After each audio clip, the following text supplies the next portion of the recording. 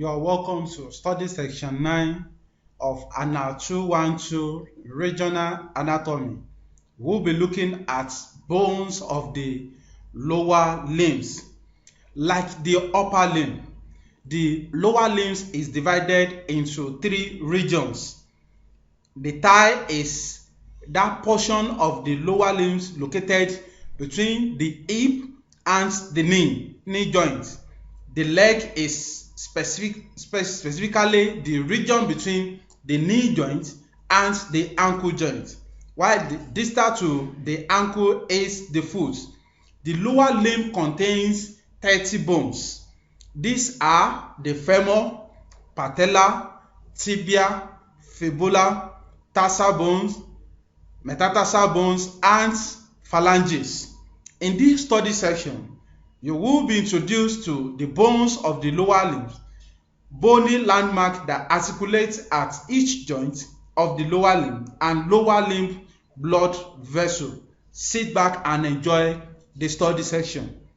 When you will have studied this study section 9, you should be able to identify the division of the lower limb and describe the bones of each region. You should be able to describe the bones and bony landmark that articulate at each joint of the lower limb. And lastly, you should be able to discuss the lower limb blood supply. Let's start with the femur. The femur or thigh bone is the single bone of the thigh region. It is the longest and the strongest bone of the body and account for approximately 1/4 of a person's total height. The rounded proximal end is the head of the femur, which articulates with the acetabulum of the hip bone to form the hip joint. The foveal capitis is a minor indentation on the medial side of the femoral head that serves as the site of attachment for the ligaments of the head of the femur. This ligament spans the femur and acetabulum, but is weak and provides little support for the hip joint. It does, however, carry an important artery that supplies the head of the femur, the patellar bone. The patella, also called the kneecap, is the largest sesamoid bone of the body. A sesamoid bone is a bone that is incorporated into the tendon of a muscle where that tendon crosses a joint. The patella articulates with the patellar surface of the femur and thus prevents rubbing of the muscle tendon against the distal part of the femur. The patella also lifts the tendon away from the knee joint, which increases the leverage power of the quadriceps femoris muscle as it acts across the knee. The patella does not articulate with the tibia. I hope you are getting the information. Let's see the fibula. The fibula is the slender bone located on the lateral side of the leg. The fibula does not bear weight. It serves primarily for muscle attachment and thus is largely surrounded by muscles. Only the proximal and distal ends of the fibula can be palpated. Fibula is smaller long bone of lower leg. It articulates proximally with tibia and distally with talus. It bears little body weight but gives strength to ankle joint. The head of the fibula is the small knob-like proximal end of the fibula. It articulates with the inferior aspect of the lateral tibial condyle, forming the proximal tibiofibular joint. The thin shaft of the fibula has the interosseous border of the fibula. A narrow ridge running down its medial side for the attachment of the interosseous membrane that spans the fibula, and the tibia.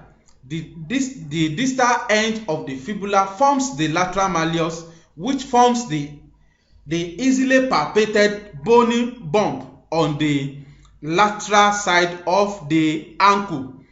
The deep, that is the medial side of the lateral malleus, articulates with the talus bone of the foot as part of the ankle joint, while the distal fibula also articulates with the fibular notch of the tibia.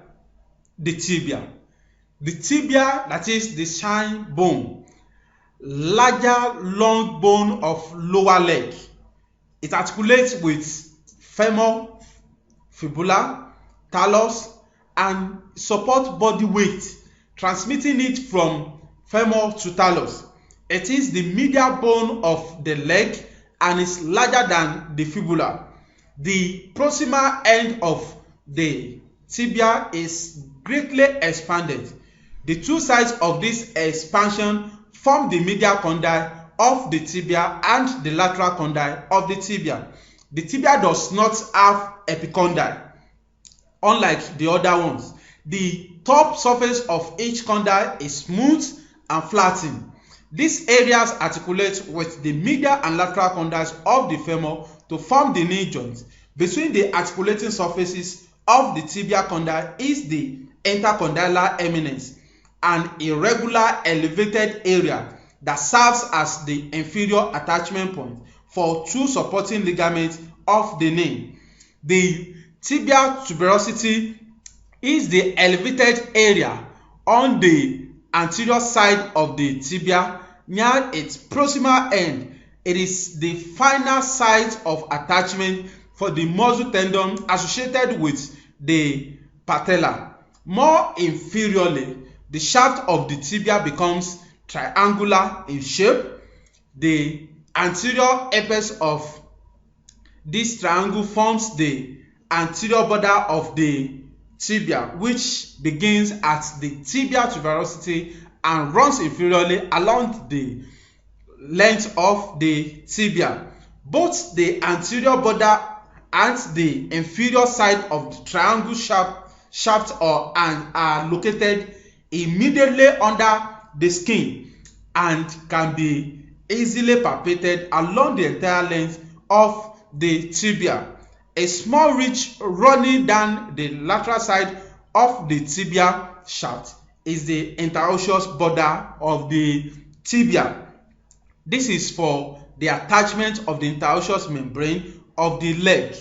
The sheet of dense connective tissue that unites the tibia and fibular bones, located on the posterior side of the tibia, is the soleal line, a diagonally running roughing ridge that begins below the base of the lateral condyle and runs down and medially across the proximal third of the posterior tibia.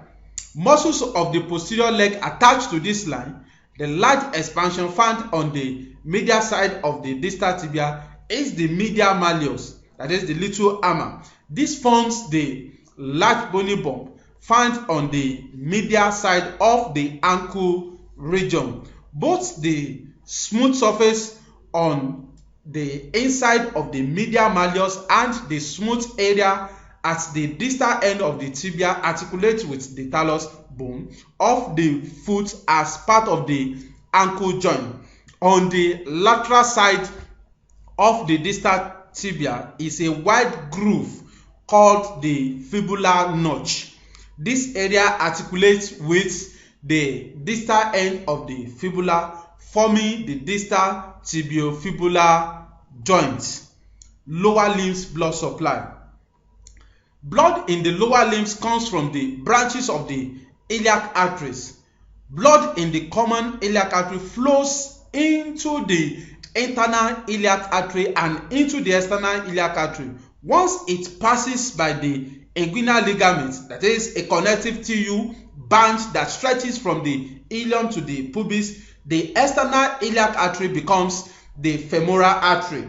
The femoral artery takes blood down the anterior thigh but there is a branch called the deep femoral artery that takes blood closer to the bone. The femoral artery moves posteriorly to become the popliteal artery, and branches of the popliteal artery becomes the anterior and posterior tibial arteries and the peroneal, that is the fibular artery. The tibial arteries take blood to the dorsal acroatem artery, the dorsalis pedis artery, and the dorsal metatarsal arteries, which take blood to the digital arteries.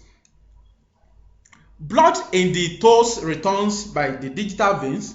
These veins take blood to the dorsal metatarsal veins and the dorsal venous arc veins. On the underside of the foot are the plantar veins. Blood moves from the leg by the posterior and anterior tibial veins and the great and small Savenius veins.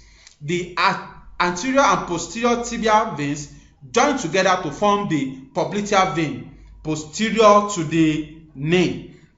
The small Savenius vein joins the popliteal vein, taking blood to the femoral vein. The great Savenius vein begins around the medial malleus and runs the entire length of the medial lower limb when it enters into the femoral veins. Once the femoral vein crosses the inguinal ligament, it becomes the external iliac vein. Thank you for listening. See you in the next class.